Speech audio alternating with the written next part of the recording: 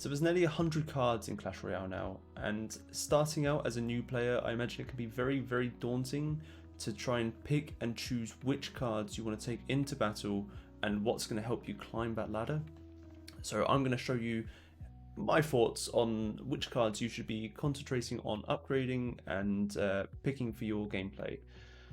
So with that said, my name's Toby, and if you enjoyed the video, feel free to pop a comment down below and I'll try my very best to get an answer to you as quick as I can. Or if you want to talk to me live about this topic, you can find me over on Twitch every weekday at 7:30 PM UK time and 12 noon UK time at the weekends. So let's get straight into it. So let's get the cards up so we can see exactly what we're talking about. So I'll go way down to the bottom. Here we go. So the first card that I was suggesting to be your card to upgrade, card to use going forward is the Giant. So the Giant is a very, very solid win condition. It's got a lot of health that the opponents, especially on the lower arenas, are going to struggle to work their way through. So you can put a Giant down in the back and then slowly build up a very, very big push, and you can just steamroll through and take that win. Moving away from the lower arena, at the higher leveled arenas, you're going to find the Giant is a very useful tool to keep yourself up there with the big boys. The second card that I'm going to move on to is the Archers, or are the Archers. So the Archers are a very, very good support troop. They fit into many, many different types of decks. So if you want to build a Giant deck, the Archers can be a very good support troop to put down behind the Giant. If you want to build a Hog Cycle deck, then the Archers are something that you can put down very, very easily just to work through on defense, or even as the first move of the game. If you've got Archers in your starting hand, putting them behind the King Tower to split lane is a very, very good idea. Like it forces the opponent to make the first move, and then you can react accordingly. So the third card is again in arena, well, the training camp. It's not actually in an arena yet. Is the Fireball. So the Fireball is a very, very solid spell, paired with something like the Zap, or later on when you unlock the Log, paired with the Log, they're very, very good combinations. There's a reason that I say on stream all the time that Fireball and Zap, or Fireball and Log, is my joint second spell favorite spell combination. My favorite being Zap and Log, but that's a story for another day. So a Fireball that's been leveled up to match your King Tower level is, assuming that the opponent hasn't leveled up according to my leveling up guide that you can find over on YouTube, or link over here somewhere. Assuming they haven't been leveling up properly, you're going to be able to just Fireball their Musketeer or Wizard or other mid cost troops nice and easily. You're going to get some astounding value from it. So moving away from the training camp, our next recommendation is in Arena 1, and it lies with the Hog Rider. So the Hog Rider is another very, very strong win condition. It's a bit different than the Giant. You can't build a Hog beatdown deck. It's just not going to happen unless you've got something else as your primary win condition, and then the Hog Rider is a secondary thing. But let's not get into anything like that. Ooh.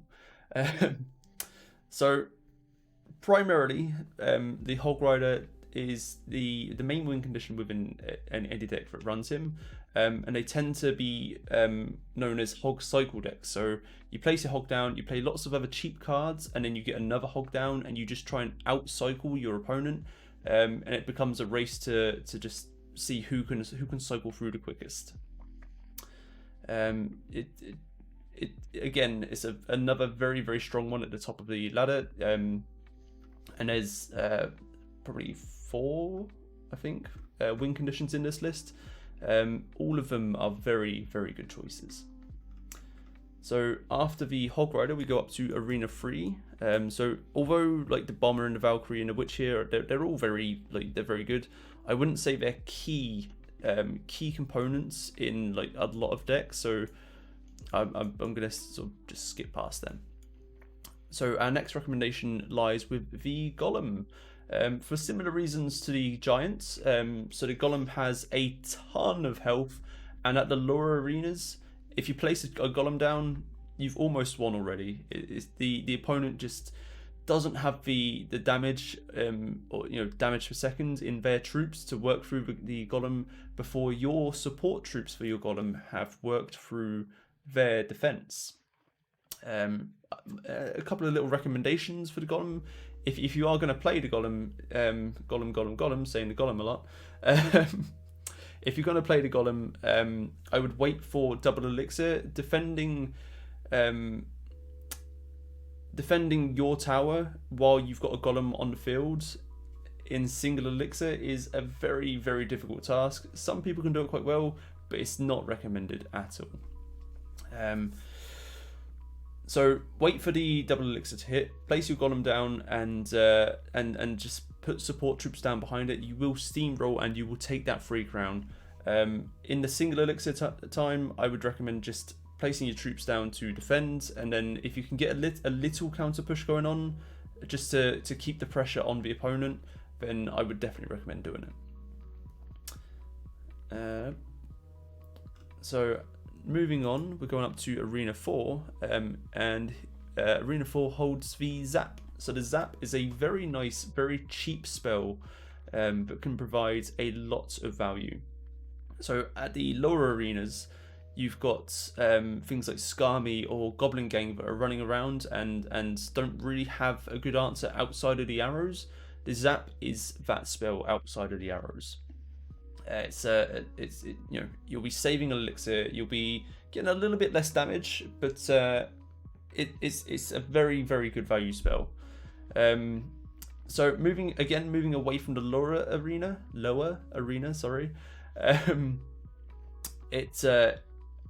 at the top isn't used so much for its damage or to kill swarms, although it does still get used for that. It's just not what people would primarily be using it for.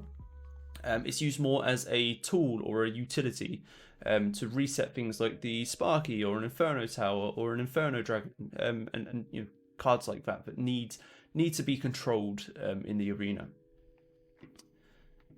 My next recommendation is in Arena 6. So we're going up to the Builder's Workshop. So my recommendation here is the Mortar, but I would also recommend the Expo. So this is sort of like a joint entry for the Mortar and Expo. They both fill very similar roles. They're both siege type cards that have similar feels and similar plays. However, the Mortar is going to help you climb the ladder. The Expo is going to help you stay there.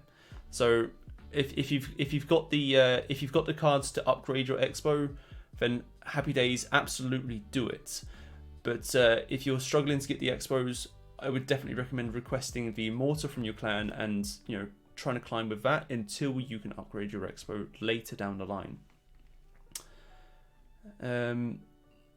But that's about all that I can say for them. They're very the whole goal with these types of decks is to just get that building to connect to the enemy tower and just run rampant. So moving on, we're going up to Arena 8. Sorry. So Arena 8 holds the Ice Spirit and the Ice Golem. So I'm going to start with the Ice Golem. So although he seems like an odd choice, Toby, you've suggested lots of win conditions and good spells. What's the Ice Golem got for me? The Ice Golem is amazing. So the Ice Golem has a lot of different uses, the same as the Ice Spirit. So you could use the Ice Golem to tank for a Hog Rider on a push, or you could kite, I don't know, a P.E.K.K.A. or a Prince, or a giant skeleton across the arena onto the opposite lane while you place something in the middle of your side of the arena to work their way through that troops that's being kited. Alternatively, you could just put the ice golem down in the middle of a big push and take the splash damage onto a minion horde or a goblin gang, and you could pair that death damage with a zap to kill off whatever's been hit by the splash damage. Going on to the ice spirits, similar uses. So you could put the ice spirit in front of a Hog Rider to tank a few hits and get a bit of cheeky chip damage onto the enemy tower. And also have the freeze buy a bit of time for the Hog Riders to get a few extra hits in. Or again, you could use it defensively and just take the splash damage and pair it with something again like the zap to kill off the minions, or a set of archers, or a goblin gang, or just the regular 2-cost goblins. If you're really in that sort of situation where you absolutely need to spend a little bit of extra elixir. So something to note about the Ice Spirit is, assuming it's the same level or higher than your enemy's King Tower level, it will always get to the enemy tower and get that bit of cheeky chip damage in, which is, in some games, that's key. Just getting that extra 100 damage in from time to time can be a very, very big deal. So moving on to the last 3 cards, we're going. We're already getting quite high up into the trophy road. So rather than saying that these cards will help you climb the trophy road, these next 3 will, they're more aimed to help you stay there. So we're going up to Arena 9 for the next one, which is Earthquake.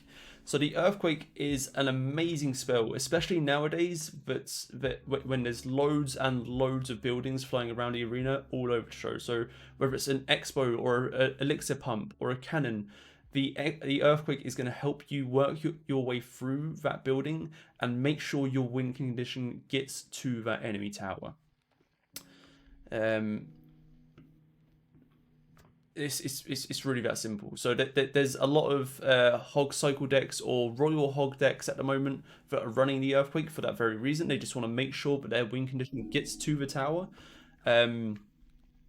And even if you're running something like a Golem deck or a Giant deck, going back to the decks that to the cards that we've already suggested, the Earthquake is a very, very good choice. Again, just to make sure that Giant doesn't stay distracted by a cannon or a Tesla tower for too long, and making sure that it gets to that Princess Tower as quickly as it can, and then moving on to the King Tower.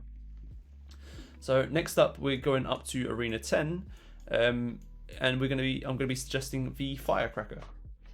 So anyone that watches my stream knows that I absolutely love the Firecracker, which is why she's made this list. So if you've ever tried to fireball a Firecracker and missed, that's one of the key things, the key reasons why I'm recommending her here.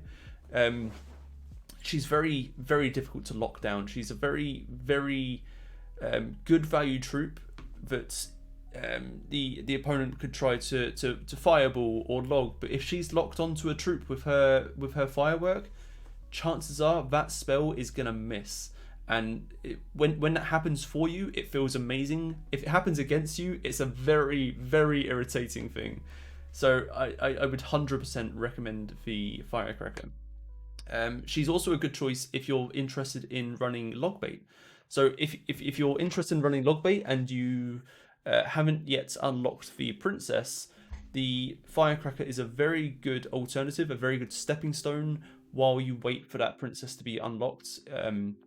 Whether it be by buying it in the shop or unlocking it in a chest, she's a very, very good stepping stone. So let's go on to our final recommendation, which is in Arena 11, which is the Tesla Tower.